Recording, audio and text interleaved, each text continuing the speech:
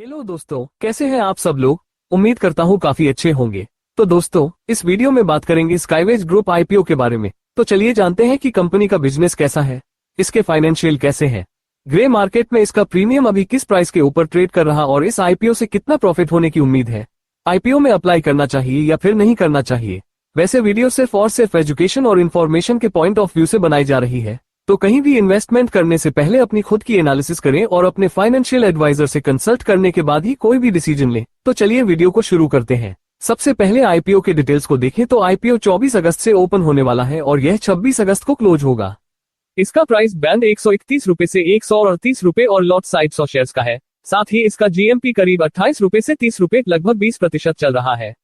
इसके बाद अगर अलॉटमेंट और लिस्टिंग डेट्स की बात करें तो इसका अलॉटमेंट 27 अगस्त 2026 को होगा, रिफंड्स और डीमेट ट्रांसफर 28 अगस्त 2026 को होगा और इसकी स्टॉक एक्सचेंज पर लिस्टिंग 31 अगस्त 2026 को होगी।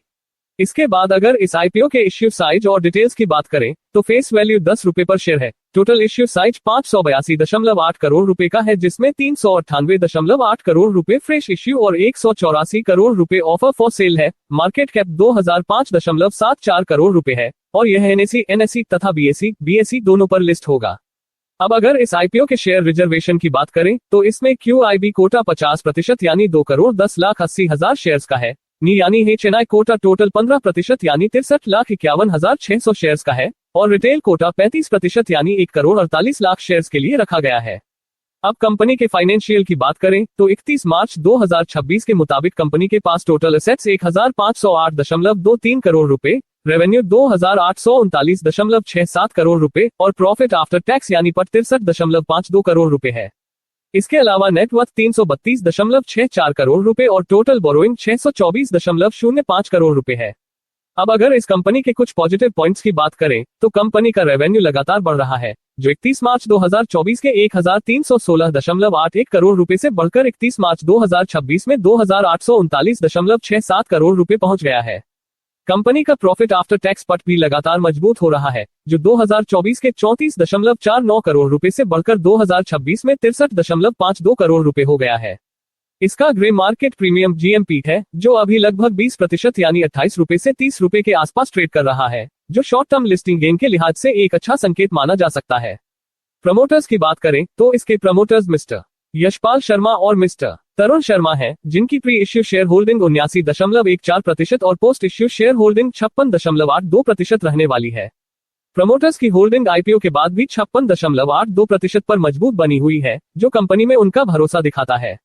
अब बात करेंगे Skyways Air Services Limited IPO company का बिजनेस कैसा है। स्काईवेज एयर सर्विसेज लिमिटेड की स्थापना 1984 में हुई थी और इसका हेडक्वार्टर नई दिल्ली में स्थित है। यह एक प्रोफेशनल एविएशन और लॉजिस्टिक्स कंपनी है जो air cargo transportation, freight forwarding और सप्लाई चेन सर्विसेज में स्पेशलाइज्ड है। कंपनी लगातार 4 कैलेंडर वर्षों 2022 से 2025 तक एयरवे शिपमेंट्स के मामले में भारत की नंबर 1 एयर फ्रेट फॉरवर्डर रही है।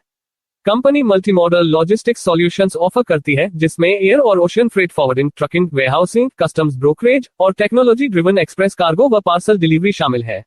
ये रूटीन टेक्सटाइल से लेकर हाई वेरिएंट और खतरनाक हैजर्डस सामग्री तक के डाइवर्स कार्गो को हैंडल करती है और कलेक्शन से लेकर फाइनल डिलीवरी तक एंड टू एंड सपोर्ट देती है। ऑपरेशनली बात करें तो कंपनी का नेटवर्क भारत में 28 लोकेशन और जर्मनी, वियतनाम और यूएई सहित 12 देशों में फैला हुआ है। 31 मार्च 2026 तक कंपनी के पास कुल 1,193 प्रोफेशनल्स की टीम कार्यरत थी। फाइनेंशियल ईयर 2026 31 मार्च 2026 को समाप्त के दौरान कंपनी ने 2,81,289 रुपए और 89 पैसे लाख का ऑपरेशन से रेवेन्यू और 6,352.38 लाख रुपए का प्रॉफिट आफ्टर टैक्स पट दर्ज किया है। की परफॉर्मेंस इंडिकेटर्स KPIs के अनुसार इस अवधि में कंपनी ने 83,923.81 टन एयर कार्गो वॉल्यूम और 28,275 टेउस ओशन कार्गो हैंडल किया, जबकि इसके ग्राहकों का बेस 9,504 कस्टमर्स का रहा है। वित्त वर्ष 2026 के लिए कंपनी का रिटर्न ऑन नेट वर्थ 12.33% रहा है। ये फार्मास्यूटिकल्स, टेक्सटाइल और ऑटोमोटिव जैसे प्रमुख सेक्टर्स को अपनी सेवाएं देती है, जिससे इसे भारत के उस इंडस्ट्रियल आउटलुक का फायदा मिलने की उम्मीद है जिसके तहत 2030 तक सालाना air cargo volume 10 million metric ton तक पहुंचाने का लक्ष्य है। अब इसके कुछ पॉजिटिव पॉइंट्स देख लेते हैं। मार्केट लीडर कंपनी लगातार 4 कैलेंडर वर्षों 2022 से 2025 से एयरवे शिपमेंट्स के मामले में भारत की नंबर 1 एयर फ्रेट फॉरवर्डर रही है। मजबूत ग्लोबल और डोमेस्टिक प्रेजेंस। भारत में 28 लोकेशन और जर्मनी, वियतनाम, यूएई सहित 12 देशों में इसका ऑपरेशन फैला हुआ है। डाइवर्सिफाइड पोर्टफोलियो, ये फार्मास्यूटिकल्स, टेक्सटाइल और ऑटोमोटिव जैसे बड़े सेक्टर्स को कैटर करती है। स्काईवेज एयर सर्विसेज लिमिटेड के आईपीओ के इश्यू ऑब्जेक्टिव्स, यानी कंपनी के आईपीओ का पैसा कहां इस्तेमाल कर रही है। बोरोइंग्स का रिपेमेंट, प्रीपेमेंट, कंपनी और उसकी subsidiary foreign container line private limited द्वारा ली गई कुछ चुनिंदा बकाया उधारियों, आउटस्टैंडिंग बोरोइंग्स का पूरा या आंशिक पुनर्भुगतान या प्रीपेमेंट करना, जिसके लिए 216.78 करोड़ रुपए निर्धारित किए गए हैं, जिससे कंपनी पर कर्ज का बोझ कम होगा। वर्किंग कैपिटल की जरूरतें, कंपनी की अतिरिक्त वर्किंग कैपिटल की जरूरतों को पूरा करना, जिसके लिए 130 करोड़ रुपए तय किए गए हैं। सामान्य कॉर्पोरेट उद्देश्य जनरल कॉर्पोरेट पर्पसेस को पूरा करना। अब बात करते हैं इस कंपनी के पीयर कंपैरिजन की, यानी ये अपने सेक्टर की बाकी बड़ी कंपनियों के मुकाबले कहां ठहरती है।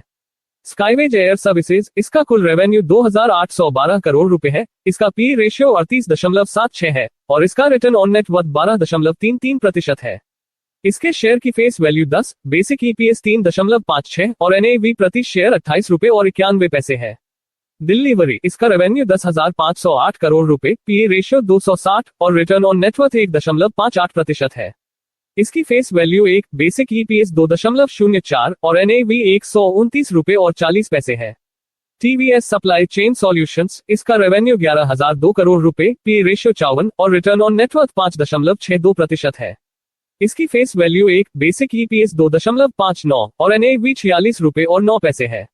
महिंद्रा लॉजिस्टिक्स, इसका रेवेन्यू 6,999 करोड़ रुपए, पीए रेशियो 1,548 और रिटर्न ऑन नेटवर्थ 0.19% है। इसकी फेस वैल्यू 10, बेसिक ईपीएस 0.25 और एनएवी 130 रुपए और 57 पैसे है।